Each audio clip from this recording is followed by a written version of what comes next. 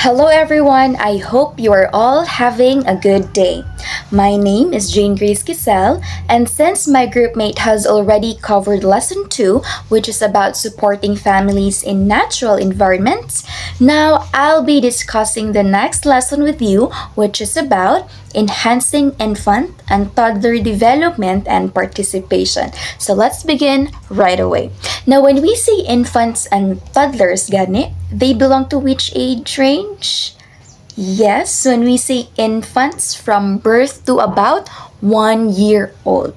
But when we say toddlers, it is from 1 year old to about 3 years old. So in short, this refers to children from birth to about 3 years old. And this is actually considered a period of rapid development.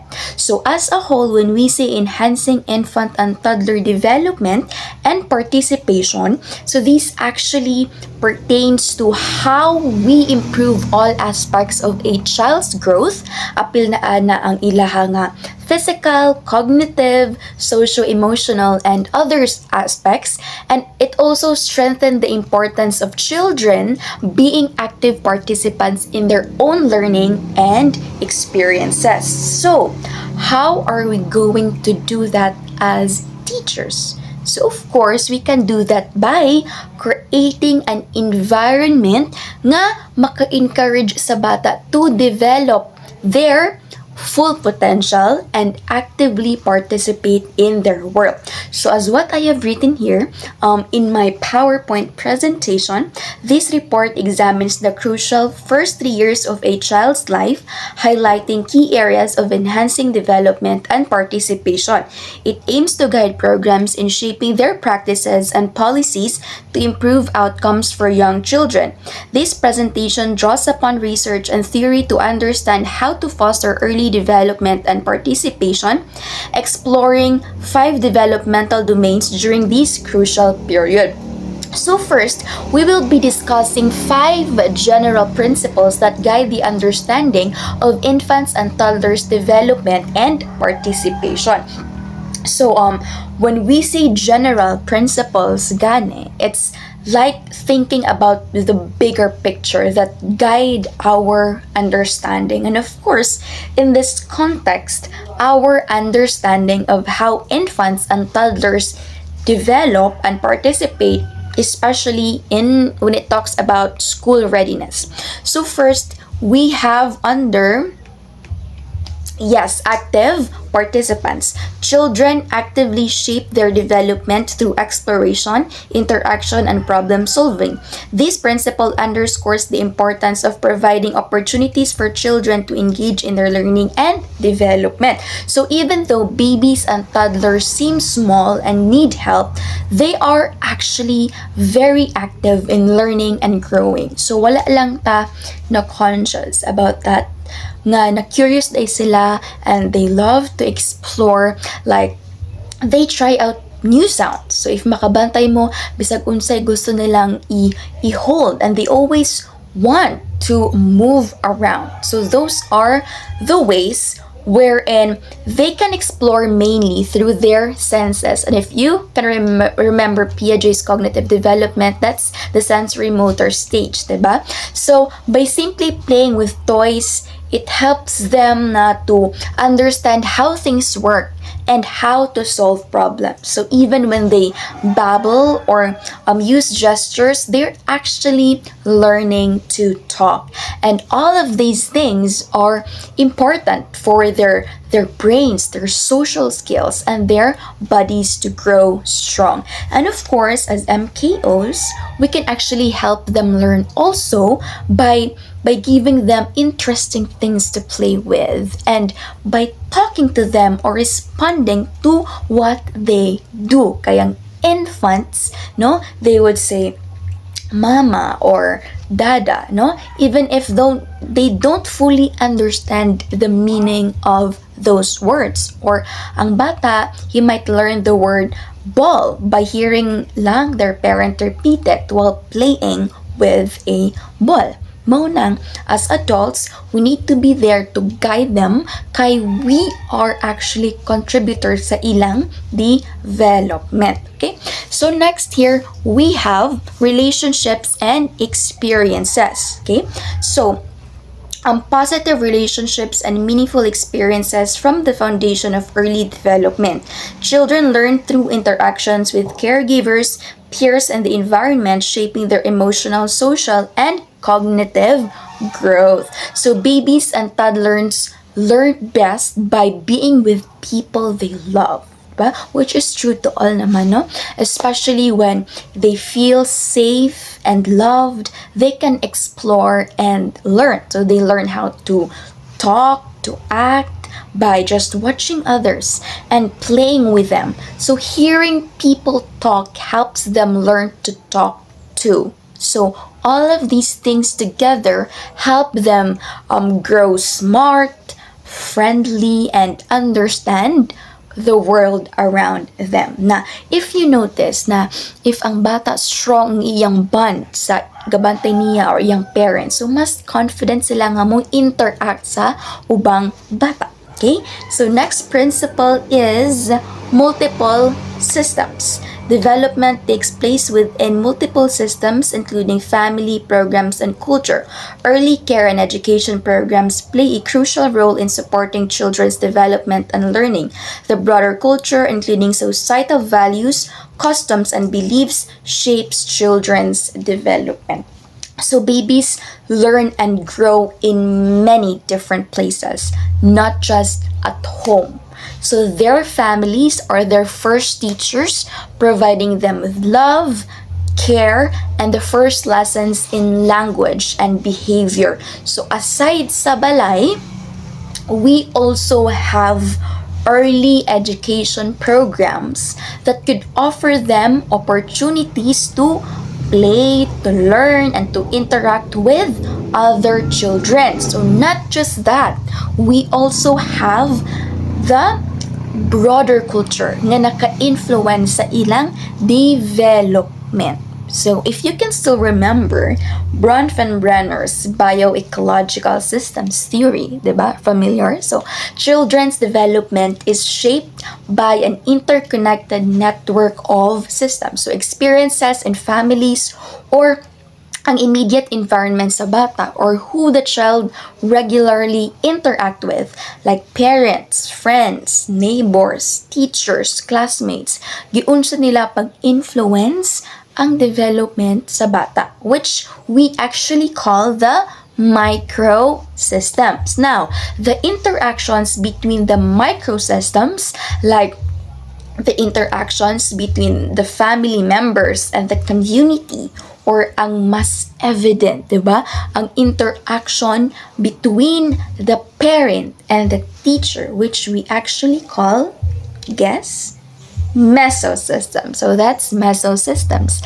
Now we also have exosystem, or institutions that the child has no direct interaction with but has an indirect impact on the child's development. So like the parents work environment. So if stressed ang parent gani gikan sa work or ang schedule sa parent kay panggabi, so of course it can affect sa iyang time sa iyang bata. So siguro dili na niya maasikaso or usahay na lang sila mag-abot. Okay? But of course, we have to take note that the child has no direct interaction with the parent's workplace or ang boss sa parent. But then, the parent situation affects the child also. So that's, again, what we call the exosystem. Now, we also have the larger context. So these includes laws, culture, if asa nabilong ang bata, values, rules, expectations, and even lifestyle. So since larger na siya, so that's macro system. So in addition, and the last one, the impact of these interconnected systems varies across time or historical context, which is the chrono system. So I hope na na-recall ninyo tong mga theories related to child development. So next is we have here interrelated development. Okay, so all areas of development are interconnected and influence each other. Babies and toddlers are like puzzles. They learn to move, talk, and make friends. And all of these things help them grow and learn. So if ang infant maka-learn na siya mag-move sa iyang body, so that's physical development. And it helps them explore or learn about the world. So that's cognitive development. If kabalo na sad sila mo talk and communicate, that's language development. And it helps them make friends and get along with others. So that's social-emotional development. And when they feel safe and loved, diba? So that's social-emotional development again. They are more likely to try new things and learn new skills. So again, cognitive development gihapon. So all of these areas of development, they work together to help them grow and learn. So hence, these developmental aspects, kaning physical, cognitive, social-emotional aspects or developments, these should not be viewed in isolation. Okay? Connected ni sila. So once na-change sa usa ka aspect, it can also affect the others. Okay? So next is what we call rates of development. Children develop at their own pace, and there's a wide range of what's considered normal. Some might talk earlier, others might talk sooner, and that's perfectly fine. It's also important to note that birth to age 3 is a distinct development period that is the foundation for later development. So, I think this is self-explanatory naman, no? So, just like everyone is different, babies and toddlers grow and learn at their own pace. Okay, so some might start walking earlier while others might walk or talk sooner. So for example, ang usa ka baby kabalo na mo mukamang by 6 months, while ang uban nag-start pa lang og crawl until 10 months. So this is perfectly normal, and it is also important to remember that each child develops at their own unique speed. And important sad natong inote nga birth to age 3 is a distinct developmental period that is the foundation for later development. Kay what happens during this time will actually have a big impact on how the child grows and learns later on. So it's like planting seeds. What we do during this time will help them grow into strong and healthy individuals. So we need to be very cautious in taking care of them and what we let them experience during this time. Okay, so next we go to the domains of development and participation. So we have here number 1, perceptual, motor, and physical development. So this of course involves growth and change in first, weight, and length. Diba? During this period, paspas kayo ang pagtubo, 'di ba, sa mga infants, like really significant increases in both their body weight and their overall length during the first year of life. So this is a natural process driven by their developing bodies. Next, we have the motor skills. Motor development involves both large and small muscle movements, allowing infants to move and communicate effectively. So when we say physical development, it also includes changes in motor skills. So motor development has actually 2 aspects. Mingon gani tag gross motor, it involves the large muscles of the arms, legs, and the back that children use para mulingkod, walk, or run. Fine motor development, on the other hand, it includes the small muscles, diba? Small muscles of the fingers and hands. So, kanang if ang infant hold sa ilang toy or ang toddler mag-button sa iyang shirt or mag-write, mag-draw, or mukaon, they are using their fine motor skills. So pati ang small muscles in their tongue and lips that are related to language development, specifically the ability to produce language or talk, fine motor skills na gihapon. Okay? So next, we have here perceptual development. So when we say perceptual development, part na ani ang vision, ang hearing, smell, taste or touch. Maunang kung ang bata gani na hearing or vision problems, the ability to learn through exploration may be affected or hampered. Maunang importante gyud nga naay early intervention for these and also other perceptual or sensory issues to facilitate development.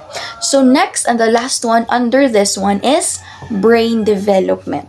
Okay, so a baby's health is influenced by their development in the womb, the birth process, and their mother's health, of course. So premature babies, especially those living in poverty, like they face increased risk due to a combination of being born early and of course limited sa ng ilang resources. So a common health concern starting in infancy daw is obesity. Like kanang pakano nimo ang imong baby og like solid food niya wala pa siya 4 months and then kana pudang paimnon og milk ang baby while sleeping. So reasons na sila nga maobese gyud ang bata. Okay, so this first domain, which is actually about perceptual, motor, and physical development, it also concerns with the physical well-being and general health for infants and toddlers. So, what are the ways meant to keep babies healthy? Especially for mothers who are watching right now. So of course, we have breastfeeding and providing them age-appropriate foods and serving sizes. Now, is it good to feed Cerelac to babies? Diba? Naay essential nutrients ang Cerelac. Yes, naa. So it has nutrients that can support a baby's growth and development. However, it shouldn't be the sole source of nourishment for the baby. And this is only intended for the age group 6 months to 3 years. Now, I just want to share nga, ang anak sa akong auntie, 6 years old na siya. Pero, until now, gisarila pa gihapon. Then, ang partner is dried fish or bulad sa siya. Kaya di siya gusto muka og langit. No? And, dili yun na siya healthy. So, sometimes sayo pa, so sugdan na natog introduce ang fruits or vegetables sa bata. So, narag yun na siya sa atong pag-care as parents and as adults. Okay? So, next domain, we have social and emotional development. So, we have here temperament, emotional and behavioral regulation, we have attachment and peer relationships. So of course kay social and emotional man ang atong gisgutan. So of course this involves sustaining positive relationships and experiences to express emotions. So there's this survey daw sa mga kindergarten teachers nga if toddlers daw na ay problem sa ilang pag-socialize and expressing their emotions, maupod ni sila'y mga naay academic or cognitive issues. As reasons, they are not already in kindergarten. Okay, so we have here the core concept. So first is temperament. Temperament is a person's natural way of reacting to the world, influencing their responses to new situations, emotions, and challenges. Okay, so di ba kanang mga bata nga kasi gighilak unya lisod kayo pahilumon, irritable kayo, di kapuyo, and have irregular sleep and eating patterns, maglisod yun na sila Samot if mosulod na sila sa school. Samot kay, of course, ang school na ay routine. So, dali sila ma-overwhelm sa mga activities. Especially kay sa school noisy ang environment, which can really affect their ability to learn and engage. So, that is why it is crucial for infants to regulate their emotions and behaviors, which leads us to the second concept, which is about emotional and behavioral regulation. So, infants can't really control their emotions. So, they rely to adults to calm them down. Diba? So, sa mga parents karon, you hug them or kantahan ninyo or huguson. So, when they reach 1 to 3 years old, like they start to learn how to calm themselves down a bit. But of course, they still need help from adults. So as they grow older, they learn to use words to describe their feelings and understand that they can manage their feelings in different ways. So as adults, we should be really part of the process by helping them how to manage their anger. Kanang magkulat sila sa ilahang turn, kanang pagkabalo na dili tanan nilang gusto makuha, diha. So diha nasan mo sulod ang the word nga discipline. Di kay we let them get what they want all the time. Okay? So next is attachment. So Bowlby's attachment theory says that babies need a special bond with a primary caregiver, usually a parent, to feel safe and secure. So this bond is called an attachment. So imagine a child who has been hurt or neglected by the person they should feel safest with, like a parent. So this can be really confusing and scary for a child.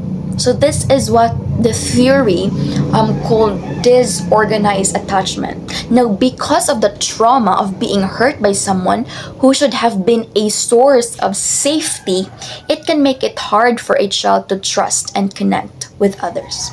Okay? So next is peer relationships. Early peer relationships provide opportunities for social interaction, cooperation and conflict resolution, fostering social skills and emotional understanding. So early on, a child learns how to be friends by watching their parents and how they interact with others. So as they grow, they start to make friends with other kids same their age. So they learn how to play together, they share their toys and work out if they have disagreements. And being able to get along with others is really important for school. Kay especially sa school, need man yun nila socialize, diba? So the next domain is approaches to learning. So we have here 3 features. We have interest, persistence, and executive functioning. So interest, of course, is self-explanatory. So a child who is interested and persistent in learning is more likely to succeed in school. Now, question. Unsaon nato pagkabalo if naay interest or persistence ang bata? Okay? So kanang mabantayan ninyo nga ang bata magdula og blocks, dayon kanang ipatong-patong nila. So bisan pa nagmahulog, but still they keep on doing that. So this shows interest and persistence. These skills help them learn because they keep trying even if it's hard. Okay? So parents can help by encouraging the baby's interest, helping them keep trying, diba? So, and of course, executive functioning. So this is like a set of tools that help us learn and manage our lives. So kanang bata nga makawait sa ilahang turn sa pagplay sa toy, they are using their executive functioning skills to actually control their impulses and delay gratification. This helps them learn to follow rules and be successful in school. Okay? So next domain that we have here is language and communication, diba? So think of language as a building block. So it starts with the very first sounds a baby makes and grows into more complex sentences. So a baby's first cries, bubbles, and even just looking at something. So these are the early steps to learning language. So babies understand language before they can speak it. Okay? So they learn to recognize words and understand what people are saying. Now, in my presentation here, cooing, around 2 months, infants start cooing, making oo sounds, which is a precursor to vocalization. Around 6 months, infants begin babbling, making ba ba bas or da da da sounds, exploring the sounds of language. And around 9 months, infants start using gestures like pointing to communicate their wants and needs. So, the more language a child hears, the better they learn. So, importante na storya-storyaan nato sila, or we read to them, we sing songs, or help them develop language skills. Okay? So, imagine a baby who is learning to talk. So, they might start by babbling mama or dada. So, then they might point at a toy and say, ball. And then, ang adult will respond na, yes, that's a ball. So this is actually a joint attention, and it helps the baby learns new words. So the more the parent talks to the baby, the faster they learn the language. Now, if you're concerned about a child's language development, so talk to the doctor or a speech therapist. Again, early intervention can make a big difference. Okay? So last domain, we have here cognition. Okay? So babies and toddlers learn important skills that help them succeed in school later on. Okay, so we have here the first one, which is attention, or just paying attention. So imagine a baby playing with a toy. So maka-learn siya, mag-focus siya sa toy, sa sound, sa color, and how it moves. So these help the child learn to concentrate in school later on. So aside from attention, we have memory here, or remembering things. Or kanang mga bata nga maka-remember kung asa nila gibutang ang ilang favorite toy, for example. So they're learning to use their memory. So this also helps them remember what they've learned in school later on. Next, we have here categorization or sorting things. So kanang mga bata, like kabalo sila mo arrange sa ilang toys based sa color, for example. So this helps them understand different types of things in school later on. And then sa last one, we have here imitation or copying others. So a toddler who tries to clap their hands after seeing their parent clap is learning to imitate. So this actually helps them learn new things by watching others in school. And yeah. Also, before I forget, the last one is we have pretend play. It's also part of cognition. Kaya ang bata nga nagpretend ngayang gihungit ang iyang doll as a toy is using their imagination. So this helps them think creatively and solve problems in school if nanasaya sa early education programs. Okay, so in conclusion, early experiences are crucial for a child's development, shaping their future success. We must utilize age-appropriate methods and focus on their holistic development, encompassing physical, social, emotional, and cognitive skills. Every child is unique, requiring consideration of their individual needs, family background, culture, and community.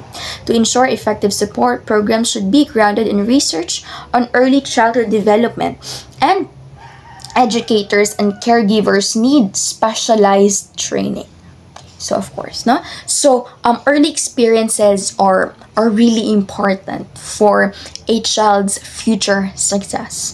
So we need to teach babies and toddlers in ways that are just right for their age, and help them grow in all areas of their development. So it's also important to remember that every child is different. and needs support that fits their unique needs. So that's all for my report. I hope you learned something. Thank you so much for listening.